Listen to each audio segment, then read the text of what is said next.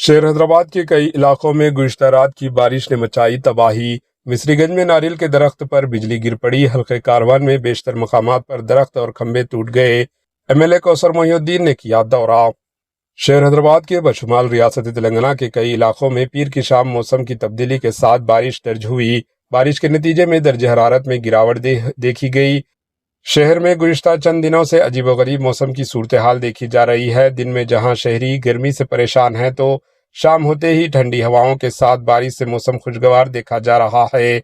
Old city کے علاقوں کے ساتھ ساتھ مادھاپور، ایس آر نگر، سنت Nagar, ایراگڈا، Bharat Nagar, Gachibowli, high tech city, Abids, Koti, Basheerbagh, Mehdipatnam, Nanal Nagar, Tolichowki, Hakimpet, Manikonda, Banjara hills, M L A colony, Krishna Nagar, film Nagar, Panjagutta, jubilee hills اور کئی شہر کے مختلف علاقوں میں بارش درج ہوئی، جس کے نتیجے میں گاڑی سواروں کو مشکلات کا سامنا کرنا پڑا۔ کئی مقامات پر ٹریفک بھی جام ہو گئی۔ شہر حیدرآباد کے کئی علاقوں میں بارش کے ساتھ ہی برقی سربراہی میں رکاوٹ پیدا ہو گئی۔ الماس ہوٹل مصری گنج کے قریب کارخانے میں ناریل کے درخت پر بجلی گر پڑی۔ مقامی مجلس کارپوریٹر اطلاع کے ساتھ ہی پہنچ گئے، جنہوں نے آگ بجھانے کے اقدامات کیے۔ اس واقعے میں کوئی نقصان نہیں ہوا۔